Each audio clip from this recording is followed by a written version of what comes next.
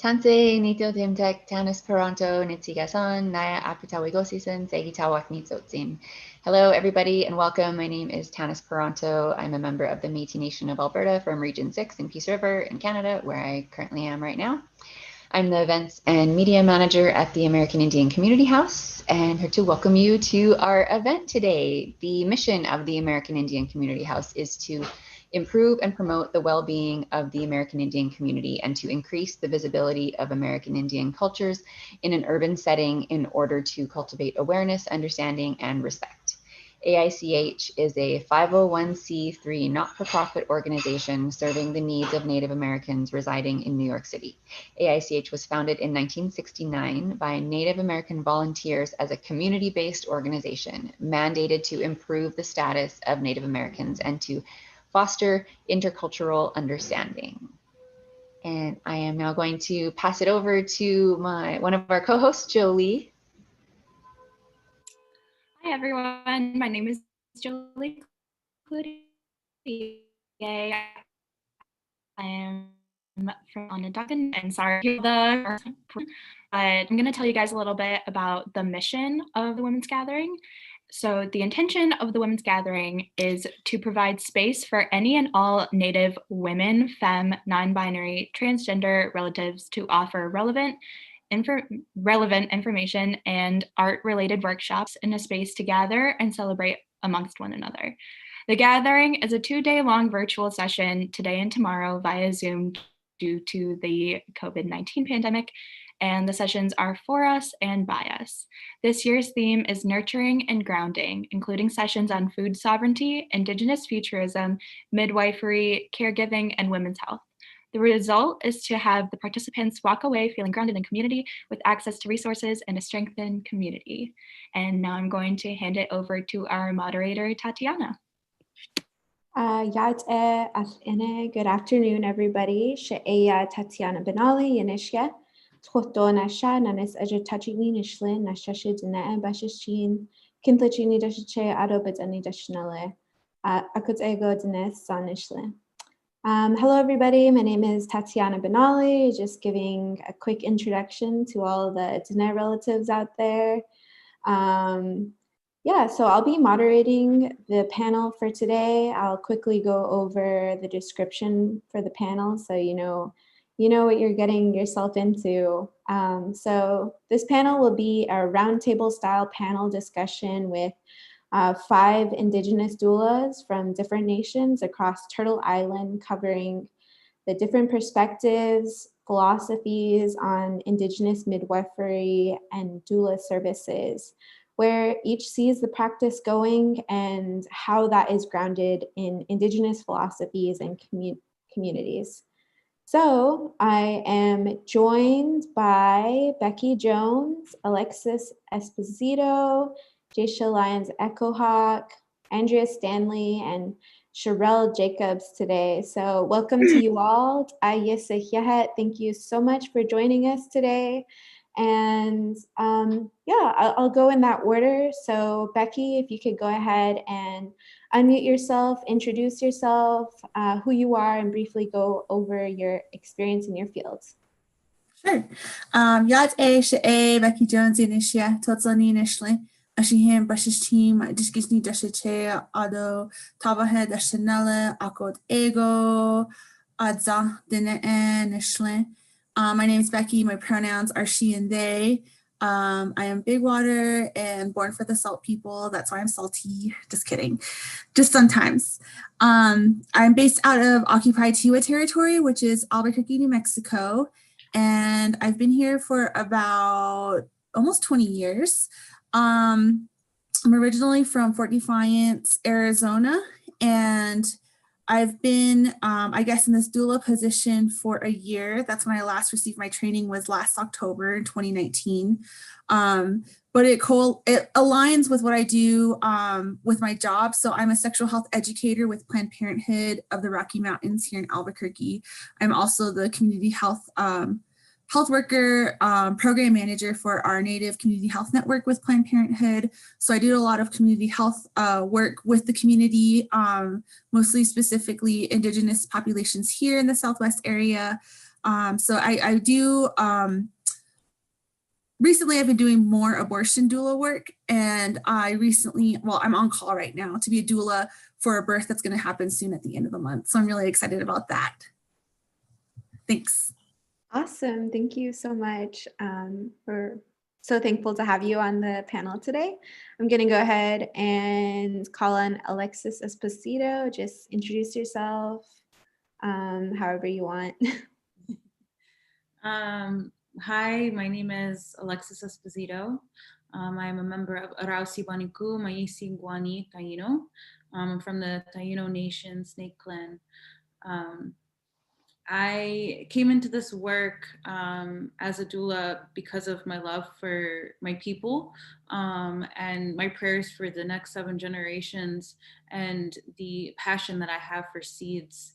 And then also the work that I do with an elder in my community, helping provide healing to people who come to seek it. The primary way that he does it is through bone setting, but his teachings have come from many women in his lineage. And so there's a lot of work that are related to trauma, intergenerational trauma, and which inevitably leads to a lot of healing of women's wombs. And so that's kind of like the intersection of how I've come into this work. I'm residing currently south of Cayuga Lake in the central New York region on a Haudenosaunee territory, unceded Gayokono land, with my family on a 32-acre homestead, and in my spare time I love farming. But that's a little bit about me. Thank you so much, Alexis. I'm going to go ahead and pass it on to Jaysha Lyons Echohawk. No akitaru tatasa ti tata chikstariku stungo Jaysha Lyons Echohawk Jaha Jeffkados. My name is Jaysha Lyons Echohawk. I am Jay and Marsha's kid, so that's how you get Jaysha. I'm an enrolled member of the Seminole Nation of Oklahoma, and I'm also a descendant of the Pawnee, Omaha, Iowa, and Creek Nation, so I'm your favorite intertribal love song. I'm a mother of 4, Two-Spirit. I would say I'm a community builder, justice seeker, and fierce activist. I've been in this position of birth worker or trained doula for a little over a year now. And I am a recent student midwife, training in a birth center in Tulsa, Oklahoma. I currently reside in Pawnee jurisdiction though. So it's a little bit smaller, like 2,000 people, although I wouldn't say it's super rural when I think about other communities across Turtle Island. Thank you for inviting me to be here with you all, and I'm looking forward to the conversation. And I just want to say I'm low-key geeking out because some of you I like have so much admiration for. Mado. Awesome. Thank you so much, Jaysha. Up next, we have Andrea Stanley. Hello, thank you. Andrea Stanley Nishle. Titlatni Nishle, Honduran, Bashishchi, Torachini do Akume Dashiche, Honduran Dashanella. Hello, my name is Andrea Stanley. I am Mountain Cove Clan, and my paternal lineage is from Honduras, La Ceiba, Honduras, and the islands of Rotan and Utila in the Caribbean. Thank you so much for having me. It's so great to see all of you here. I came into my role as a doula in 2018. I received my training through Tewa Women United, their Iyavi Kagindi doula program, which is mother's helper in the Tewa language. And I was a student through their first Indigenous doula training program. And now, this year, I am a facilitation trainer for their doula program, which has now switched to virtual online, which has been a big adjustment because so much of our training was, hands-on and in person and meeting. But right now, I am living in Phoenix, Arizona, which is occupied O'odham land, Akimel O'odham land. And I have a son, a 19-month-old son. I live with him and my mother and my sister here in Phoenix. And yeah, I'm just so happy to be here, and I love being a doula. I'm now offering virtual doula support, postpartum care packages. So I keep pretty busy in the now virtual doula world with trainings and having clients. So yeah, thank you for having me. Thank you for joining us, Andrea. Lastly, we have Sherelle Jacobs. So I'll go ahead and let you take the floor, Sherelle. Sego, Guego, Yate. My name is Sherelle Jacobs. I've been practicing doula for a few years now. I was kind of born into it with many cousins and sisters that gave birth and asked me just to be with them, and fell in love with it then. And then when I took the training, I was just something that I was so passionate about. And like, is it Julie? Jasha? I'm excited to be here too, because I get to meet other people too that do what I do. But so I've been practicing here in Akwesasne, Mohawk Territory, for a few years now, and I absolutely love it. We just got last year, we opened up our birthing center with Jasmine. So I'm a mother of 3 daughters, all now teenagers. So that's fun. Look forward to them birthing. What else? Traditional. And I love to be a part of the traditional songs and dance and language, and offering that into the birth room and anything that can help with pre, post, and prenatal and during labor. So, thank you. Thank you so much. Thank you all for being here. I'm so excited to hear your different perspectives, and I think everybody will be thankful as well to hear what you guys have to share with us today. So my next question for you all is, what is your role as a doula, and where do you practice? So we can kind of go in the same order as we did before. So we'll go ahead and start with Becky. Thanks, Tati. So my role, and I enjoyed hearing everybody, and I can hear the passion and the love that all of the other speakers have, and I look up to all of them. And I'm, I need to get your information after this so we can talk. Yeah, so my role as a doula came from me being like a sexual health educator. I feel like it kind of goes hand in hand with having this knowledge. And I was trained with Changing Women Initiative down here in New Mexico, and they brought in Zigitwin, which I believe is like midwifery up in Canada.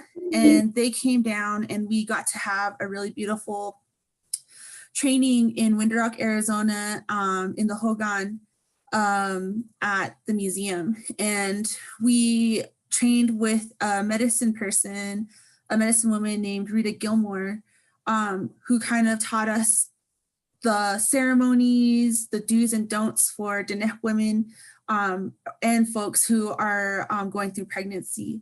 And so I think, I didn't know what I was getting into at first, but after going through the training, it felt really, really good and sacred to have this information and knowledge, because a lot of us, and I can say for myself, haven't experienced, that traditional birth or knowledge because of, like Western medicine and just colonization in general. So, me working at Planned Parenthood and being a community health worker, our admin office where I work at is right across from our abortion clinic.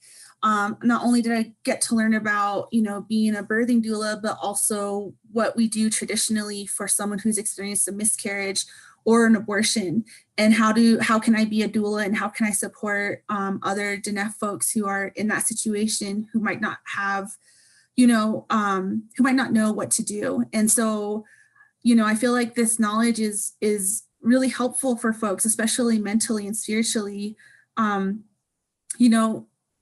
how to like stay healthy and how to maintain their wellness around that. So my role as a doula, I guess, is just to, you know, be there for the community and be there for my nations and my relations. And it would be cool, and if it's okay, you know, I want to try to scope out and reach out to other Pueblo folks to see, like, you know, if there's any way that I could support them in how they handle their ceremonies too. You know, what are their protocols when it comes to abortion or miscarriages or birth and pregnancy as well. So yeah, thanks. Thank you, Becky. We're thankful to have you here because I think you provide an interesting, and I think all of the panelists here will provide an interesting perspective individually. We'll go ahead and go to Alexis Esposito. So my role as a doula, I find myself sometimes conflicted in the community that I live in because it's a predominantly white community.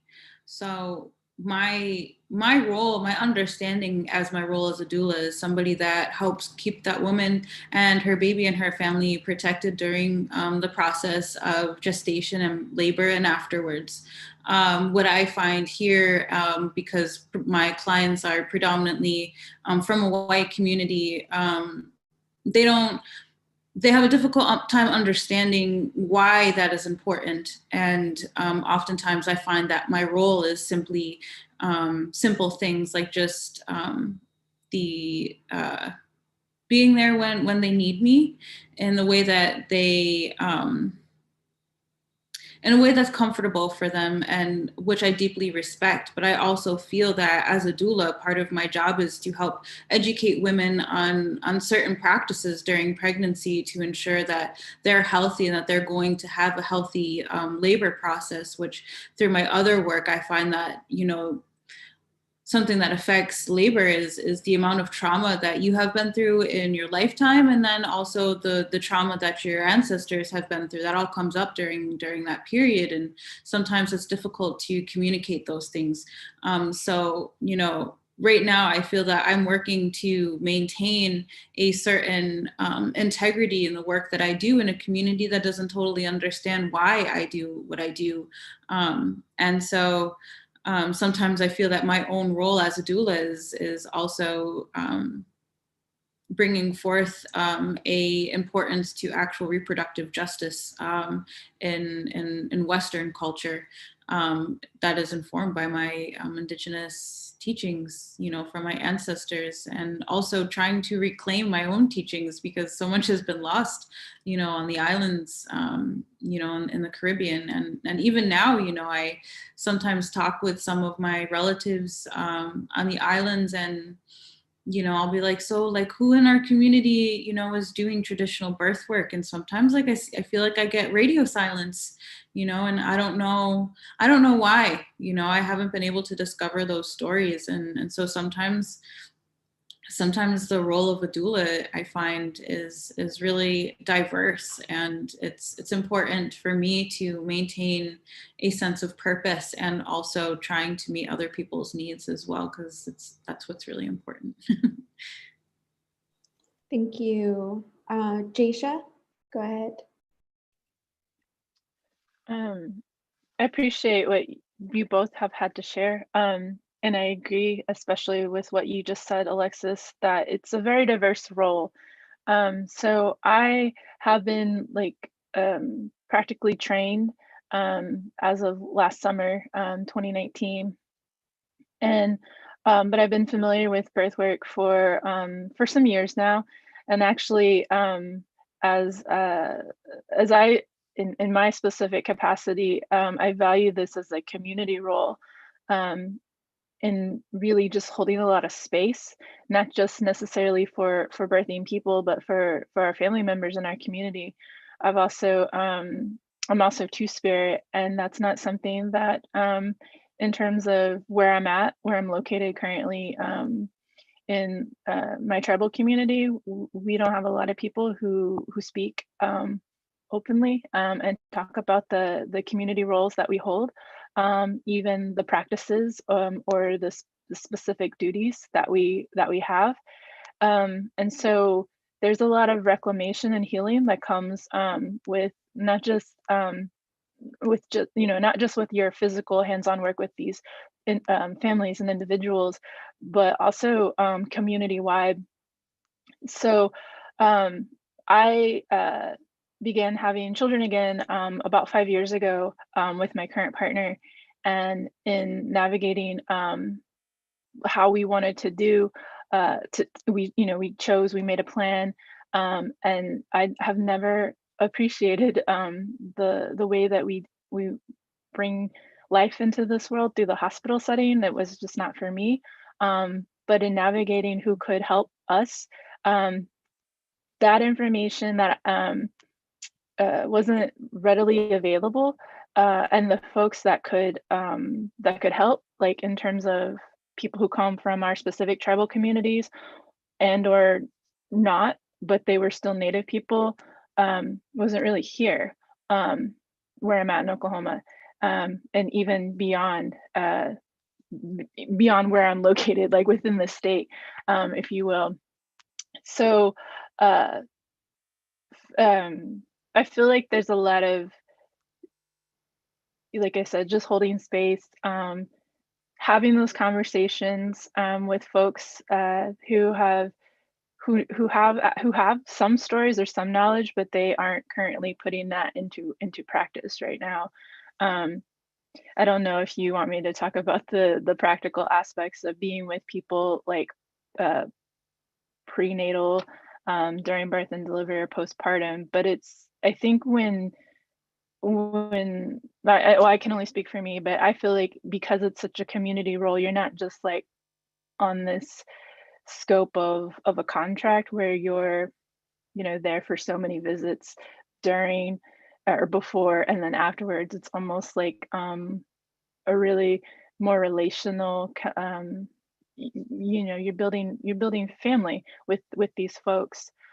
So I seek to serve people of my tribal community, and I have, as well as outside of my tribal community. I've gotten a lot more folks reaching out to me during this year of this pandemic. And I don't know if anybody else works in a birth center, or you're connected to like a midwife specifically, but we've had a lot of folks reach out to us at our birth center, seeking people to help them with the home delivery, or to not be in the hospitals because of COVID restrictions. Some of these restrictions, while practical in nature and totally logical, do kind of limit the experience and ceremony that goes with labor, delivery. So yeah, that's thank you for asking. Thank you, Jisha. We'll go to Andrea next. Thank you, Tati. And thank you everyone who shared so far. It's kind of a tough question, or could really go a lot of different ways, of what is my role as a doula. Of course, I was trained during my time with Table Women United to be full spectrum. So like Becky mentioned, she does abortion support, but just also the whole perinatal experience of, during pregnancy and postpartum, just all around, kind of around women's health and like reproductive and fertility topics I was trained in. But I think the biggest thing, the role for me that a doula does, is holding space and trying to empower our client and having them just informed of their choices. Unfortunately, a lot of the medicalization of birth has taken, that sacred space and ceremony away from people. And while medical interventions have, helped people, or I myself have had a C-section, even though I had a midwife, I was going to give birth at a birth center, but ultimately I ended up having a medical intervention for my birth, and it's what worked for me and my baby. So I feel like my role as a doula is kind of navigating these two worlds of like natural birth, traditional birth work, but also how do we, work within these Western medical frameworks and the realities of, certain disparities that are, tribal communities or people of color face. Because while I would like for everyone to have that knowledge back in their communities to have home births, sometimes it isn't an option. And for here in Phoenix, I think a lot of people need support, especially now that Phoenix Indian Medical Center closed their labor and delivery unit without any notice at the end of this fall. And it really affected a lot of families.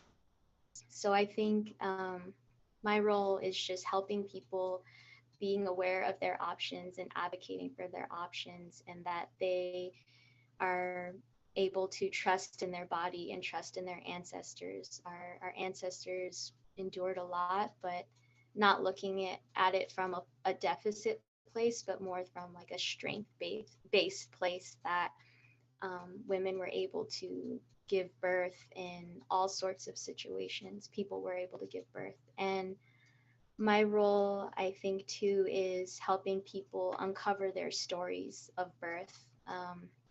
And I had a really unique experience. When I became a doula, I was actually pregnant. So I learned about pregnancy as I was pregnant. And for my project, I interviewed women in my family about how they gave birth. And my great grandmother, she had over 14 children and I think up to 18 pregnancies in her life. And she delivered about 10 of her children in her hogan and 3 by herself. And that's really not that long ago, like that many generations back. Like I remember my great grandmother, when I was a little girl.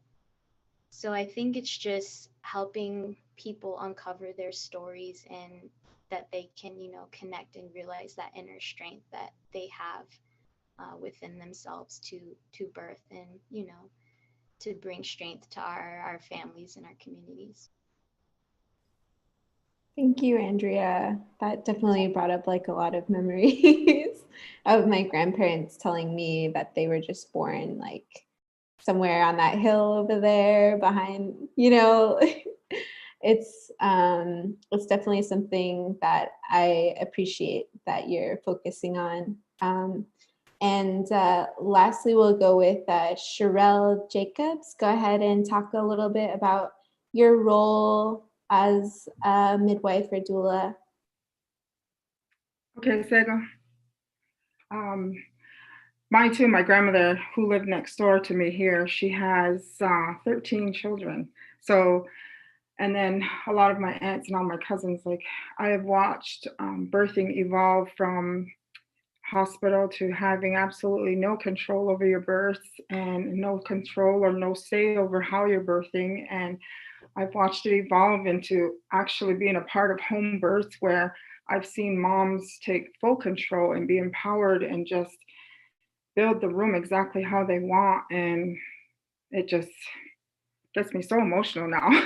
But I think being a doula to me is assisting. I actually have 3 girls and a lot of nieces. So being able to have menstrual parties and welcoming them into that rites of passage through becoming a child into a woman was a huge thing. We had all the women come together and the men do their part. And we've really tried to celebrate that instead of changing the way when I had to go through it and it was embarrassing. And, we hid those kinds of things and there was a lot of shame with it.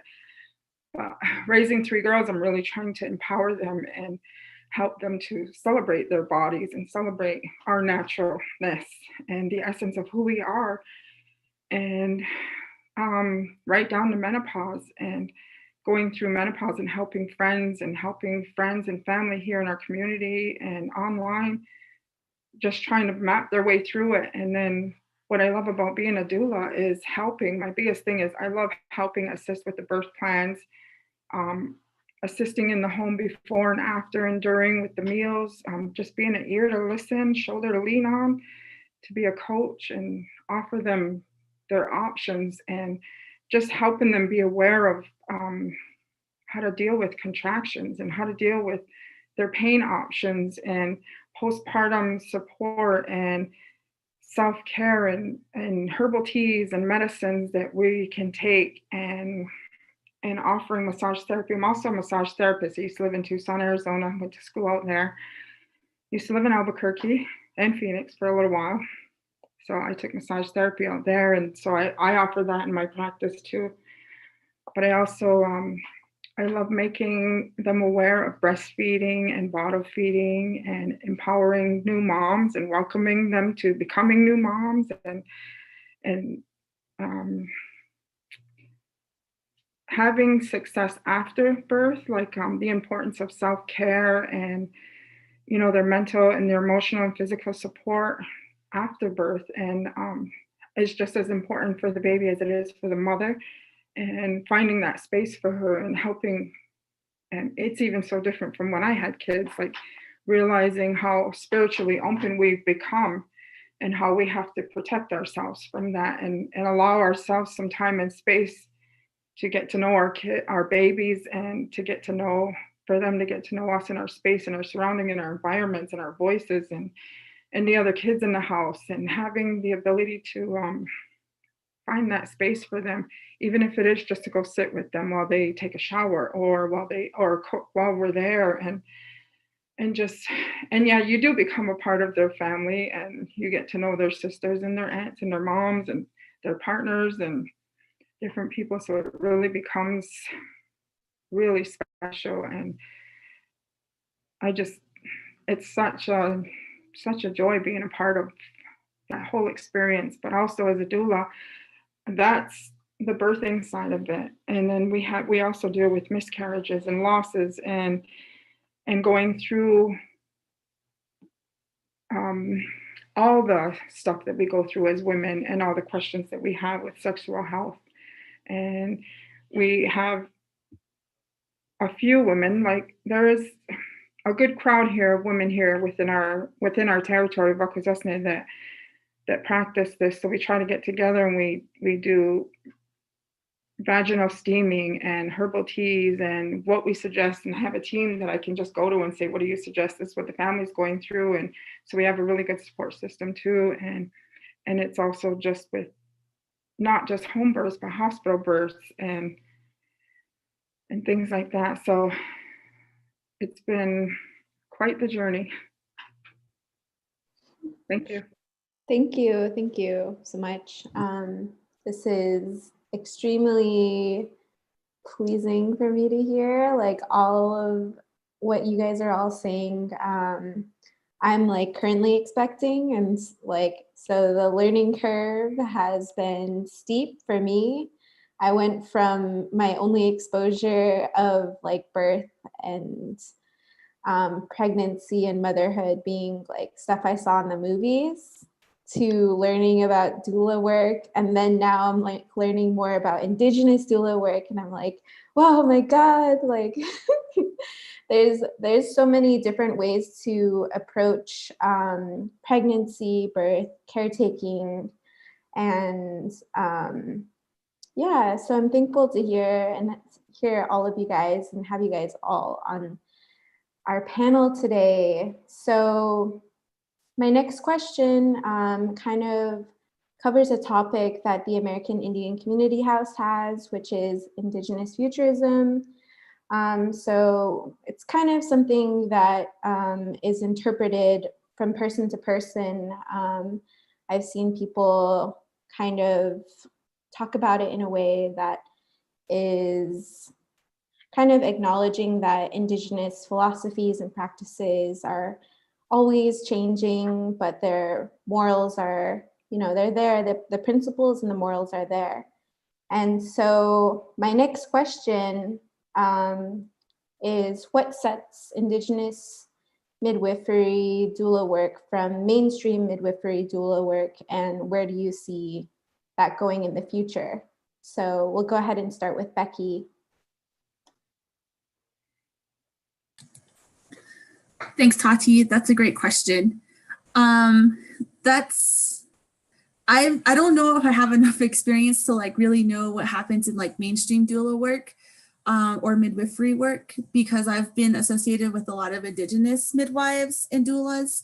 But I can say that, you know, being a Diné doula has been very helpful for me, just learning about the stories that we have lost, right? Like we have creation stories, and those stories are incorporated to how we give birth. And, you know, I feel like that's something that is being reclaimed right now. Because, you know, I relate with everybody saying like, you know, our grandparents had that traditional birth where they were born on that hill or in the Hogan. But after that, like our direct parents and aunts and uncles have all been born in hospitals, you know, because my grandparents went through the boarding school era. And then after they got pregnant and had families, they themselves went through the hospitals, they went through IHS. And then for myself and, you know, for my immediate cousins, I guess the millennials, we also experienced that IHS, you know, Gallup, New Mexico, woo, that's where I was born. But, you know, and it's tough, and it's like, I see a lot of our knowledge being reclaimed, and even me going through this training with other 40 Diné folks who became doulas, we're reclaiming this knowledge and this medicine to provide to everybody, especially because, you know, I plan on moving back home. I don't plan on living in Albuquerque. And so I want to be able to provide this for my family and for community members, because I think it's helpful, you know. We were talking about our umbilical cords, and, you know, Diné folks, we have our umbilical cords, and traditionally we bury it back at home where you're from, so that you know where your home is. You always know where to return to. And I was like, I think mine's in my grandma's shed somewhere, which is fine, because, you know, I know where to go. I like my grandma's house, but I wish, you know, things could go different. And so me looking towards my future and the future of, you know, community members that I'm working with and their futures, you know, they want to have this knowledge of how do I do this? Am I doing this right? And that's kind of my role in the community, is to try to facilitate that. And I feel like, you know, being a sexual health educator, I facilitate people and help people, you know, with STIs, with birth control, with navigation, with the healthcare system. I don't see being a doula any different, and it's providing that support, whether it's for birth or for abortion or miscarriages. You know, I think it's kind of like a duty for me to like let folks know, especially for their Diné folks, like what are the protocols we should be doing, or, you know, how can we reclaim this knowledge to be healthy, and like making sure that I'm also healthy as well. Because when I got certified being a doula, I wasn't fully, I feel like, in the healthiest place mentally. And so through going through this training, I got to meet a lot of great medicine people too. And I got to get the help that I needed to go through my trauma of, you know, sexual domestic trauma that a lot of Indigenous folks go through, so that I can be healthy to help other people, so I'm not burnt out. And so I guess I just kind of see this as a win for our community members, Indigenous folks, to kind of have a healthy community, to be healthy themselves, to raise healthy children. Yeah. Did I answer the question? Yeah, I think you did. And I appreciate your answer. I think that's something that as Indigenous people, we always have to think about, is like, you know, what are the effects of settler colonialism, and how can we be like, how can we honor that, I guess, and like move forward from that, while also like leaving room for us to heal and like learn from what's happening. So I really appreciated your answer. We'll go next to Alexis. Go ahead. That was a really awesome question. And I don't know, that whole answer, Becky, that you just gave just reminded me of like so many of my own experiences around the like doors that were opened up just kind of going into this work around birth, and then how can you help somebody if you know you haven't processed your own stuff. And I mean, that's a never ending journey. But I just the question reminded me of my elder when you know he had you know been teaching me and his daughter, who is now she's 17, and you know trying to teach us about our ways and our ceremonies, and you know as young Indigenous women, the things that we need to take care of in our lives. And you know and he was like, you know, if you really want to you know be an advocate for your people, you know learn how to take care of you know the seeds. And the way that you know transpired in my mind was, you know, well, there's seeds that we eat, you know, the seeds that we grow food with, and the medicine plants and everything, you know, but then all of life comes from a seed as well. And so I started down these two paths of growing food and taking care of women who are gestating their seeds. And you know, and so shortly after that, I was like, I'm going to go to a doula training, you know, through Doula Training International. And he was like, why are you going to go to these white people so they can teach you something you already know? And I was like, well, I'll learn something different. And he was so right. And so I went to that training, and it wasn't awful, but by the end of the weekend, I just felt like I hadn't really like learned anything. You know, there was nothing there that was of real significance, you know, in a sense, where it was just all about, you know, a business, making a business out of this work. And I didn't understand that. And so, you know, I just kind of, you know, went on my own business and tried to figure out what I was doing. And, you know, I'm really grateful.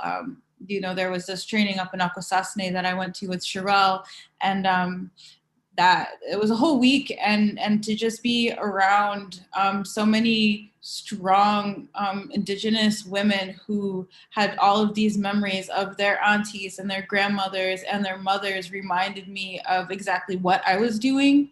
And that training reminded me that, you know, we have to maintain our culture and our teachings and stand strong in them, because what's coming out through colonization is really just an appropriation of the knowledge.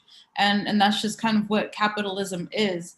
And so, you know, I guess what I have to say about that is, like, you know, it's important, I think, to remember that so many trainings are appropriating the knowledge that we have, teaching others that is the truth, and reminding them to walk strong in their own resolve, you know, if they have a desire to become a doula or a birth worker or a midwife, that, you know, it truly is a lifelong path, you know, and the stages of life that we go through as birth givers are what truly informs us in this work. And it's really, it's never ending, and it's so beautiful and transformative. And that you can't learn that in a Western doula training. You know, that would be too difficult, and it wouldn't make profit. I'm not sure if that answers the question either.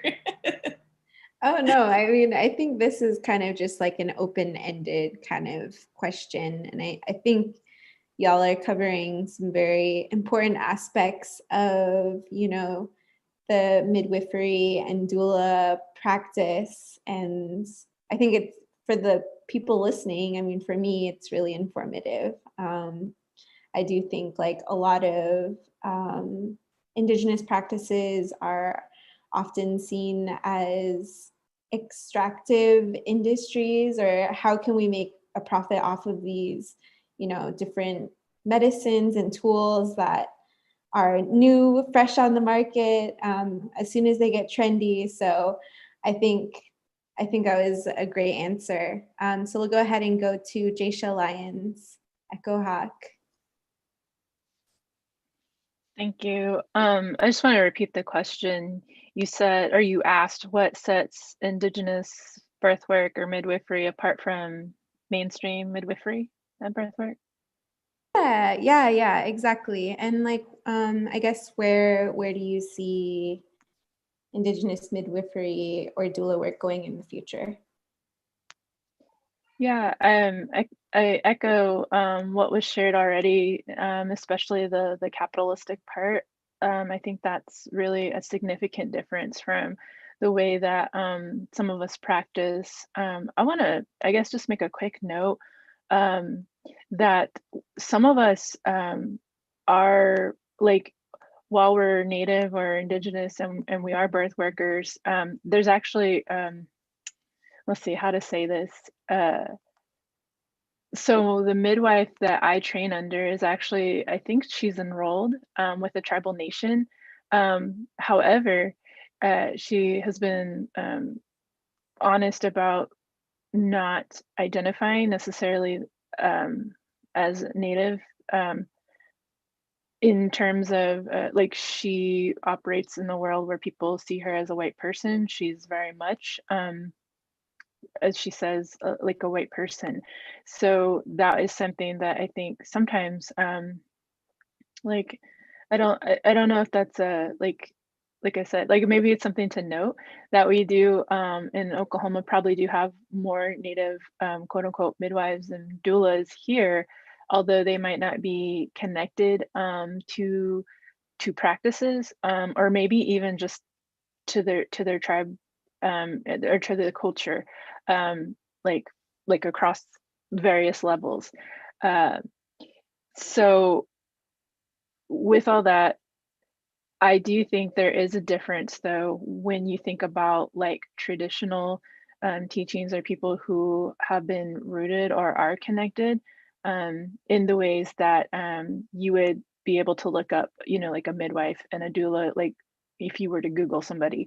Um, I know when I was searching myself, when I was having babies, uh, that it was very like romanticized. It was there's like a market for photography, for videography. There's all these like layers to creating this picturesque birth in this way that almost feels appropriative. Uh, like I think about the way that many of our tribal communities have like a process or a ceremony. Like we have before we start something or we're embarking on like a transition. There's often some kind of ceremony or process that involves maybe some, you know, some prayer, some planning, and then it, you know, we carry forward. Not necessarily because it is going to be like this achieved thing. I mean, it is on that prayer, you know, and we move with what happens. So I think about like the flexibility, I guess, that I feel like maybe is I don't know if that's even the right capture. And I apologize if I just sometimes I really think abstract, so I'm trying to make sure that it's like trying to translate from what where all my thoughts went, because I guess I'm not trying to, I hope when I'm sharing that it's not like trying to shame or other like practices. There are things that I don't like about the reason why I myself chose, maybe that's where I'll start. The reason why I wanted somebody Native was because I wanted to ground my children in that way. I've heard enough birth stories, or had heard enough birth stories, and even had an experience with a midwife in an IHS facility that was very disempowering. And I know for me, as somebody who is constantly seeking out information and knowledge, just as we do as human beings, but I think in particular when you are Native and you are rooted in your ways, you know, you're wanting to be grounded in what you're doing. And I guess that's what I meant by the process, the ceremonies, the prayers, is a sense of grounding you in the reality and of what's to come and preparing you for that journey. And that's what I felt would be in a good way for our family's healing, for that part of that reclamation journey that my family is continually on, because just like many of you all, we've in some point been disrupted by colonization, by trauma, by boarding schools, by forced removal, relocation, all of that. And I was disheartened to find that I couldn't find somebody who looked like me, somebody who I knew would have the space to hold for me in the way that I needed it to be held. But the midwife that I ended up being with did their best. And I still love that midwife, and I value my relationship and the teachings that I gained from that midwife and that process. It gave me the experience, the firsthand experience to weigh against my wishes and to weigh against what we're really dealing with.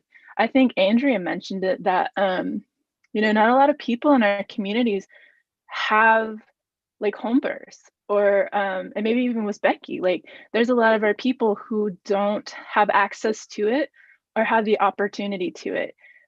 Some of that is because or I don't know, maybe a lot of it is because of colonization. Like some of our folks are labeled as like a high risk, so midwives might not take them. Some of our people might need IHS to help fund their birth support, and so they can't afford to go out of pocket for midwives or even doulas, because we're not free, right? But in old way, I don't know how y'all accept compensation, but just like with the mainstream, or just thinking about that, to pay for this work is extra for folks, and especially at this time, not a lot of our folks are in good circumstances, I guess, or have the abundance of resources to be able to access extra support, and to be able to have the choice to have birth as they want, as they seek. So I feel like, because we have that context or that lens as Native people, as Indigenous people, I think for me, that's what sets us apart from the mainstream, because we know to some level of the kind of space we have to hold for our people. So I think I'll end with that. Appreciate the question. Oh my gosh, thank you so much, Jisha. That was a wonderful answer. Andrea, I'll go ahead and pass it on to you. Okay, thank you. Thank you, Jaisha. I think you did a really good job kind of connecting all these different concepts together. When I think of the big difference for me between like mainstream or Western based doulas and Indigenous doulas is the spiritual health of ourselves as doulas, for the pregnant person and their family and the community. In Western medicalized systems with doctors, OBs, and even doulas, it's very profit driven, like the other doulas have mentioned. And the outcome is, oh, well, you're healthy and your baby's healthy, you're good to go. But there's that lack of acknowledgement and accountability of what were the spiritual outcomes of the birth. And a lot of people experience birth in hospitals. It's traumatizing. If we think about it, we're these portals of bringing life into the world. It's such a vulnerable and powerful and empowering act that happens in many different ways, and in different ways each time. No birth is ever the same. So I feel like for Indigenous doulas, we have this huge opportunity to support, empower, and to bring healing back to our bodies, our families, our babies, and our communities. And for me, it makes me very emotional, because becoming a doula has helped me, myself personally, and my family. For example, I did the Indigenous breastfeeding counselor training in New Mexico back in February before all of this COVID had happened. And it was great to come together with other Native women to share stories. And we talked about lactation, you know, how to, you know, deal with blockage, you know, the anatomy of your breast, how to make milk, maybe issues. But there's such a spiritual connection too of that ceremony of giving your baby the first food, your first medicine that you receive. And I think of my own family. My mother did breastfeed me, but not really. She didn't have the support. I was born in 1989, so everyone was like, oh, formula. She had a C-section. You're not really going to breastfeed well. Just give her formula. And then my grandmother birthed my mom a twilight birth. She wasn't even conscious when she gave birth. And she went to boarding school and she never had that connection. And then, like I mentioned, my great grandmother, she probably had been breastfeeding for like decades of, you know, a good chunk, most of her life. She was probably always lactating. And for me now, I still breastfeed my son. He's 19 months old. And I love it. I just feel like, wow, I can give him this medicine, this nutrients daily, nightly, and my body is able to do it. And it comforts me too that I have that connection with him and with my body, and it brings more awareness to my body. So I think just sharing stories and realizing the spiritual implications of being pregnant, giving birth, and in the postpartum process, there's just a lot that happens. And then within our bodies, these hormonal changes that also happen, and how do we support that during that time, because our bodies are working so much to heal ourselves. And then also if we're feeding our babies, that's another thing that we're doing. And then raising them, that's a whole other thing too. And this journey, especially if you're a first-time parent. But I guess the other thing I wanted to talk about that connects to the future for Indigenous birth work and the difference between like mainstream, like American doulas, is also we had ceremonies and rituals and time specifically set aside when babies came into the world. And that was intentionally disrupted to hurt us, to annihilate us, basically. And I think we have a big opportunity. It will never exactly go the same way back that it was, but we can be in community with people who maybe are outside of our community, who have knowledge and who have good intentions that we can learn from. Like one of my midwives, or the head of my birth center, she's white, she's non-native. But I feel like a lot of people in birth work in general have good hearts and want just healing, I think, on a global level. But also it's about protecting your own spirit and taking care of yourself and having that self-love and self-care as a doula, because you're taking on a lot with just everything that I talked about. Like I just shared a little bit of my story, but when we are in community with our families, our clients, or different people, we are taking a lot of holding that space. So also taking care of yourself too is important, and not just looking at, oh, I had this many clients, I made this much money, I'm upping my marketing. Like that's important too, to make a living if you're trying to do that in this line of work. But I just feel like being spiritually grounded is the main difference. Thank you, Andrea.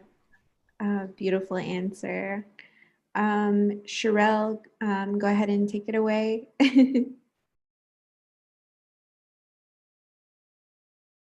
I think you're muted. Sorry. Okay. The difference that I see is empowering our women, empowering our nation, empowering our people, and taking back our power in birthing, and how we want to birth and how we want our experiences through through all of our rites of passages, through menopause, through youth, teenage, puberty, and all of that. And I find that what makes us different, which I'm so proud of, is that we have our language and we have our songs and we have our ceremonies, and we, in our births here, we try to have a good relationship, whether it's at the hospital or at home, and we have speakers there so that the babies, the first words that they hear that are imprinted on them are our language, our tongue, we have words that we say that we welcome them, and we have a welcoming ceremony, words that are said, medicines that shared, so that they have that medicine within them, they've tasted it, and they've been blessed at birth. Before birth, the mother will take it, and even afterwards. And it's like an introduction to that entire spiritual medicine world and all the languages and all the names and all the spirit that goes with it. I think that we have our songs. We have Bear Fox wrote a baby song, and it's on YouTube, and it talks about how we offer that song at birth, and we just sing it quietly, or other people will chime in, and it's a welcoming song promising them that we'll love them and protect them and look out for them and help them grow into, good human beings. And so, I mean, we have our language, we have our songs, we have our traditions, we have our ceremonies, and I think that's what sets us apart. And even we had taken a training a few years ago on spinning babies, and one of the trainers that came down was from Mexico. And I think she works out of California, but she came down and she said she was so honored to work with a community of natives because she felt like she could share things that were embedded in her that she couldn't share when she taught off reserve or in other communities where there was no natives. But what she had given us was the spiritual aspects of, like what I spoke about when we are birthing, and the ability to open up, and how all that healing goes, like from all the trauma. A lot of us have trouble birthing because of all that trauma, whether it's sexual abuse, rape, or anything, to be able to open ourselves up that way and be that vulnerable and allow to be the vessel for, the birth, and to heal that area in the mom, and to work with that area. And I think she shared a lot of spiritual experiences about how traditionally, like how we wrap and how we protect the baby and how we protect the mom and how we protect the environment and the home, and we build a safe home so that, whether it's germs or, company coming in, energy coming in, and we feed off of all those different modalities of spirituality, whether it's medicine or even food, people that come over and cook food and share food with us, and where that food comes from and how it was prepared, and giving thanks to it, and giving thanks to people that provided it, whether it's meat or vegetables or stuff from the garden. And all those things are so sacred to us. And there's so much, I get so emotional, but so much pride and honor in that. And it's just, I find that is like our biggest set apart from anybody, is that when I do a birth, that we offer that language, and that we offer those ceremonies, and that we have that in our tool bags too, also along with everything else that we come with. And I think that bringing that back sets us apart hugely, and really comes from the heart, and makes a huge difference in birthing and in any process, any rites of passage, whether it's teenagers coming through or birthing, or even the loss of a baby and the ceremonies that go with that. And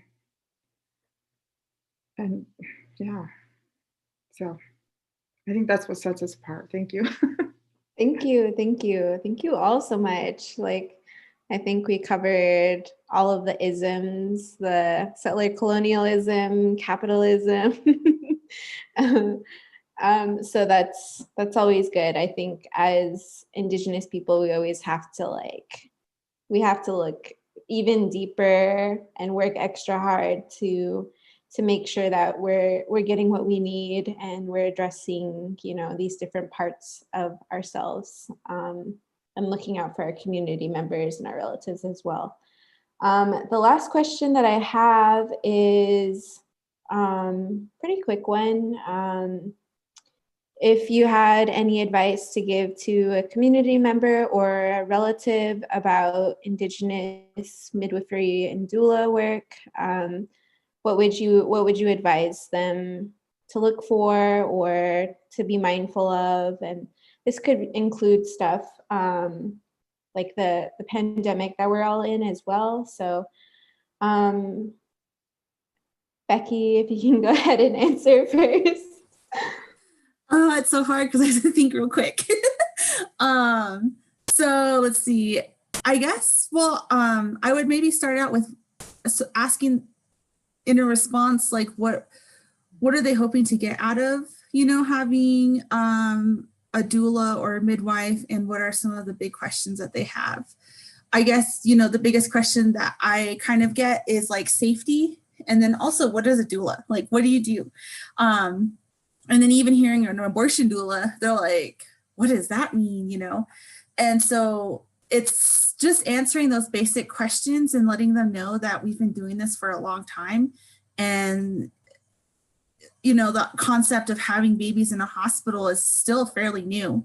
Because we can go back to our grandparents and prior to that, and even to our creation stories, we've been having babies pretty much everywhere, anywhere, in the Hogan, on the hill. And, nothing goes according to plan. We think that we can plan it out. We can schedule it for next week for 2 p.m. on a Monday.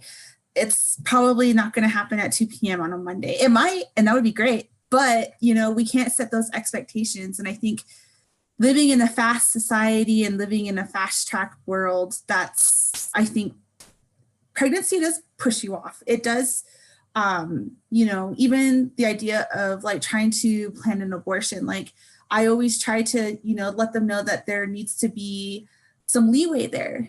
How are you going to feel? Do you know how you feel right now? And then also, how do you deal in response to like some trauma? Like pregnancy can be considered a trauma. Your body goes through something significant and powerful. And just like an abortion too, that's something that you might not know how you feel afterwards. So like, how many days do we need to schedule ahead of that or after that for you to stay home? And then also what comforts you, what brings you joy. And so I think those are kind of the breakdowns that I go through with someone who has questions or concerns about going through midwifery or a doula or finding a doula, just having those questions in hand. And I think always just being accessible to them too. And another thing is financial too. And I like that Jaysha brought that up as well, was it's tough. We want to go through midwives or we want to go through a doula, but cost is hard. And then also finding those ceremonies and the medicines, that's expensive too. And so it just sucks. Capitalism just sucks. And it's hard to incorporate that because traditionally, it wasn't dependent on capitalism, but now, the way that it came through, it's just like extra labor. I don't know. It's just a lot. It's a lot of I guess like pre-planning that we can do. And then also letting them know that, we don't want to set high expectations for ourselves because things happen and it can be sporadic and sometimes it can be hurtful because not all pregnancies can be a positive experience. So, I mean, just, I think the first thing that I do with clients is to, we kind of have like a get to know each other period. And then if we're not compatible, to let them know that, my feelings won't be hurt. And I, having resources on hand to like, let them know that there's other people out there too. So there's a lot that goes into it, I feel. But yeah, that's how I feel. Thank you so much, Becky. Alexis, go ahead and take it away. Well, to, I guess, add on to that, because those were all really good responses. I guess when I think of like advice to people around birth, whether they are somebody who wants to assist somebody through the process as a doula or interested in midwifery, or as a person who is going to be a father or a mother in this process. My thoughts around all of it is, no matter how you look at it, like, you are initiating a life-changing event. And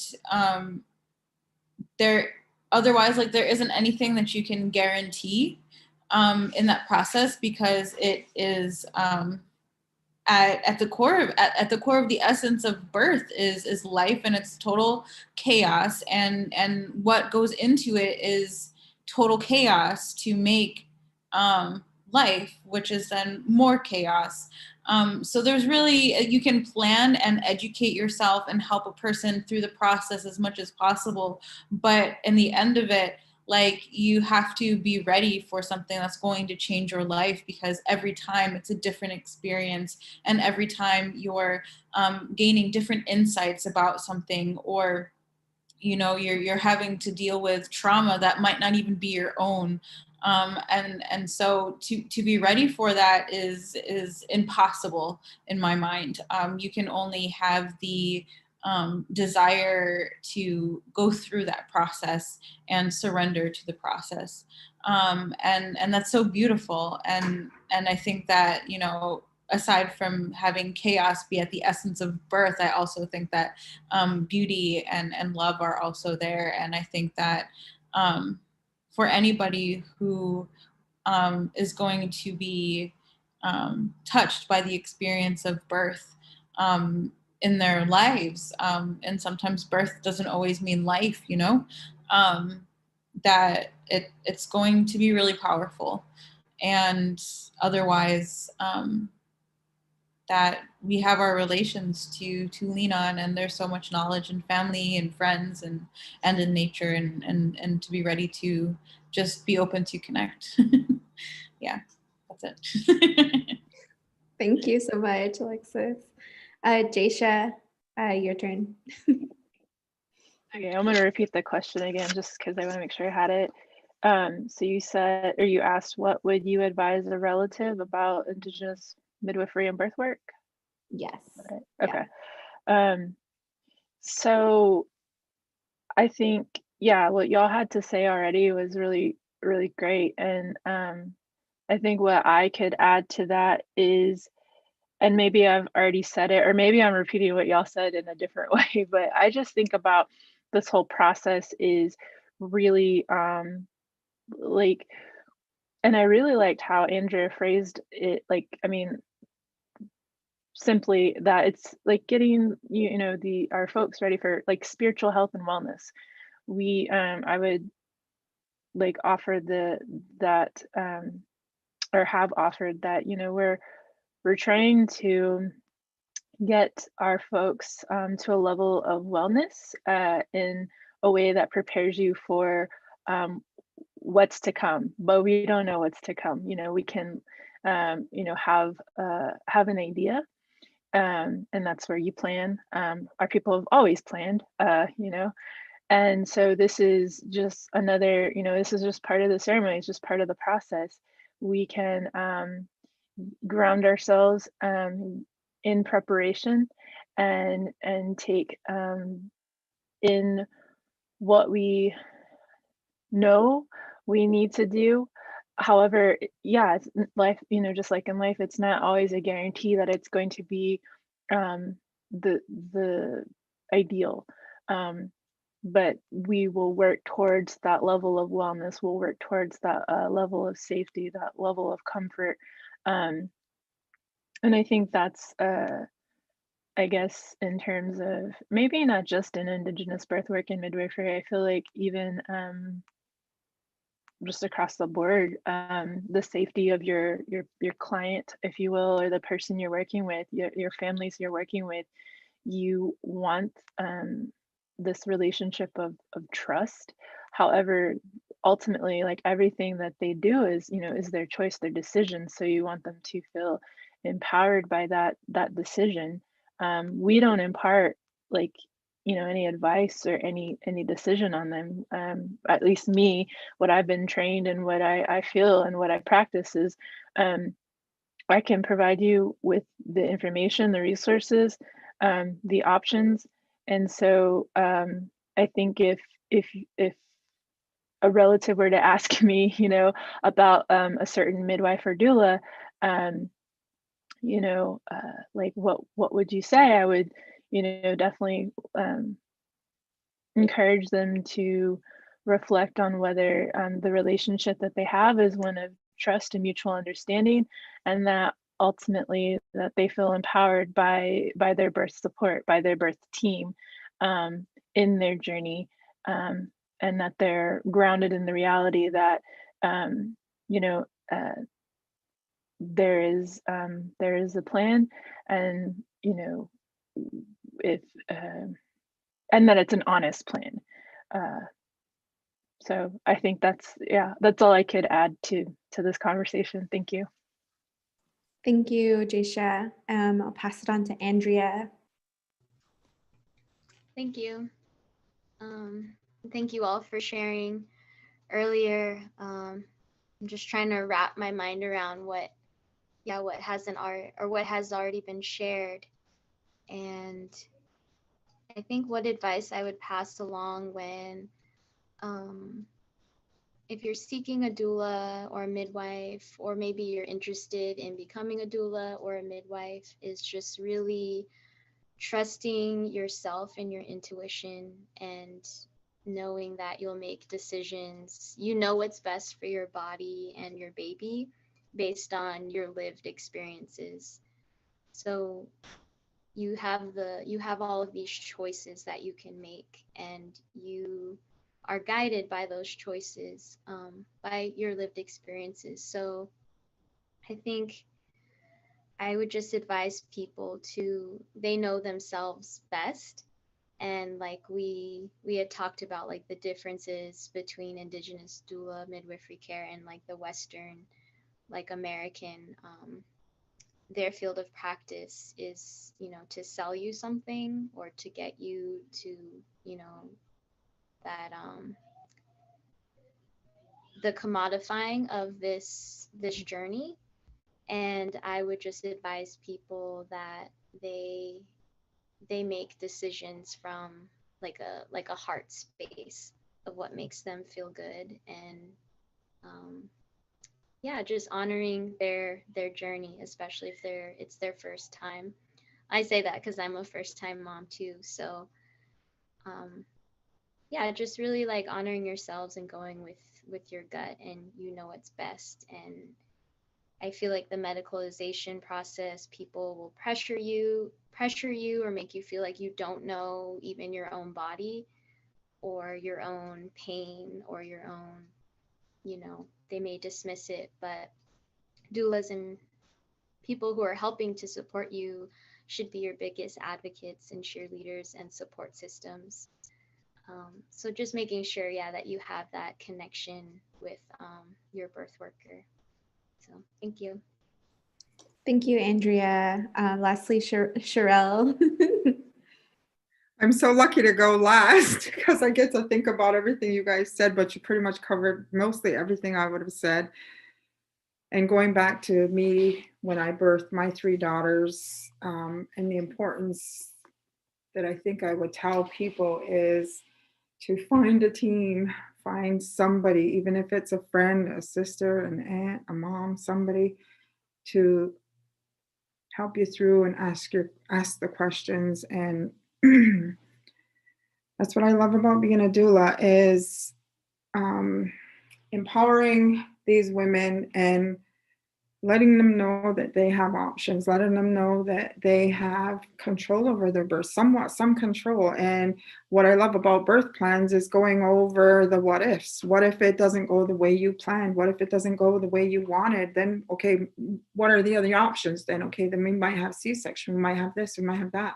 So what if that happens? Then what are we going to do if that happens? What happens if you want to breastfeed, or if you don't want to breastfeed, or you want to and you can't, and something happens? And so empowering them and allowing them to make those decisions, and knowing their options, and knowing that their bodies and becoming aware and grounded in their births, and teaching them even before they go into birth about, labor and the pain, and, explaining to them what it's going to be like, and maybe give them some tools to get through different things, like there'll be days when you're tired. This is what you can do, don't be afraid to ask for help.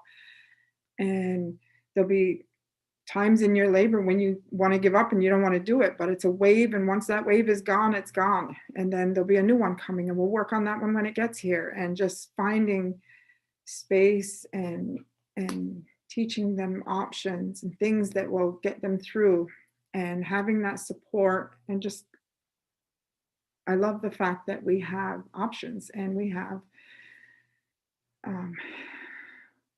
the ability to be more aware of our births and our bodies. Where even, my oldest is 19, and still my baby's 14, and I didn't know that I had options. I didn't know that I was angry in my first birth, because when I went into labor, it was a pain that I had never felt before, and I felt like everybody lied to me. So I was more focused on that than anything else, and it made me lose focus. But with my second and third, I was a champ, because I knew what to expect, and I knew what was going to happen, and it just made things way easier. So I try to really tell new moms, new families, even new aunties, and anybody that's involved, like how to be a support person, how to be there for that person before, during, and after. And even I love having little workshops in their homes on mixing teas and having tea time, and let's all get together and cook. And I know right now that's kind of hard, but we've even done virtual cooking classes and just different things to get them through. And I think that's my biggest thing. And that's the thing that I really, and another thing too is fear-based with home births or hospital births, the fear, and having them, we'll go to the hospital and do a tour and try to ease that fear. Or even the home births, what if something happens? Well, then, trying to educate people. And I really try to announce when we do have successful home births, I try to share it, and I try to share it with everybody I know and online and everything, because I want people to know that it's a natural process. And sometimes we do run into things, and there are options, and there are ways that we can make that choice on what happens from there on out. And just being able to have choices and be aware of them, and options, and fear-based, and just bringing comfort to anyone that's involved in the process. Yeah. Thank you. Thank you so much, everybody. So much knowledge was shared today, and I know everybody so blessed to hear you guys all speak and hear what you had to share today. So we're just we have like 3 to 5 minutes left. So the last question would just be a lightning round. So just kind of keep it brief. So any lasting words, if you want to say thank you, or if you needed to mention something that wasn't covered, this is your time to do that. And this is a dual part thing. So the other part is, where can people find more of your work? And that could be like your practice, or Twitter, something like that, or whatever else you think you feel comfortable sharing for that portion. So we'll go ahead and start with Becky. Yeah, everybody, thank you so much for having me. This was an amazing panel. I'm appreciative to everyone. I do have a doula bio on the Facebook invite. So my information is on there if anybody has any questions, and if you have any sexual health questions, please reach out. Yeah, so thank you. Yeah. Thank you. Alexis, go ahead and take it away. Thank you so much for having me on this panel. It's just been so inspiring, and it's just so amazing to hear everybody's perspectives and experiences and advice. And it just reminds me of like why I do it. And so I guess the best way to find me is via email, redblanketbirth@gmail.com. And then otherwise, I don't currently have a website, but I'm on Facebook. Awesome. Thank you. Jaysha, go ahead and take it away. Anyway, Tudahe Mado, thank you for inviting me to be part of this panel and this discussion today.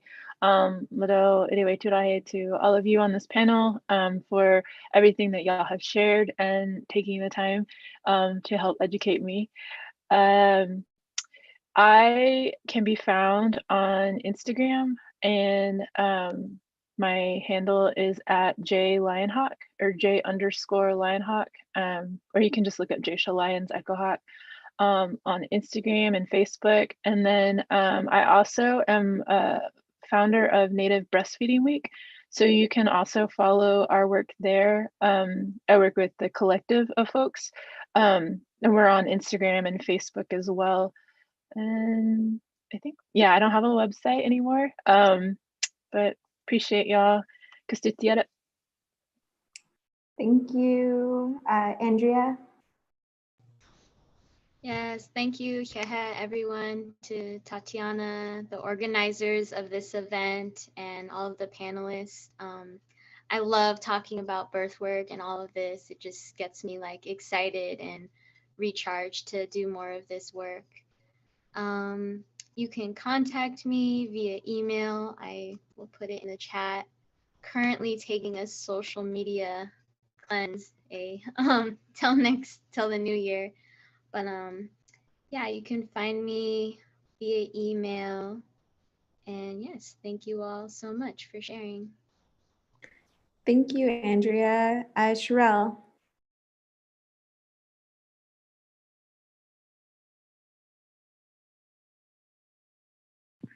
Okay, can you hear me here?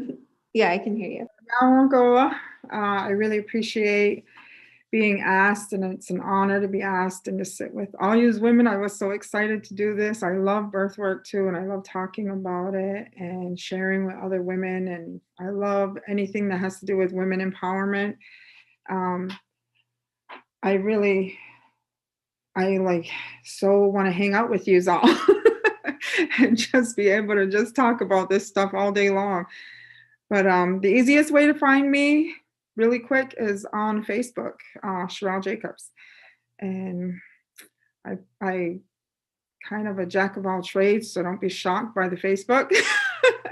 But I don't have a website, but I do belong and work with OMC, which is the birthing clinic here in Akwesasne. And I also help out with Anoala Owila Doulas, which is women that have taken the course here and around, and we kind of just stay in touch with each other. So, but all of that information I kind of put on my Facebook. So that's the easiest way to reach me.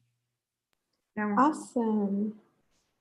Thank you all so much. I'm going to go ahead and pass the virtual mic to Jolie to close us out for the night, or well, for this session, I should say. Thank you so much, everybody, for joining us. It was a super informative panel. For anybody who's interested, AICH is a grassroots organization, and we really just rely on donation. We can continue to host panels and stuff like this. So if you feel like making a donation, it is aich.org/donate. Just like to thank you for time for participating in the panel and showing up. All right. Thank you, everybody. Yeah, well. Thank you. Bye. Bye.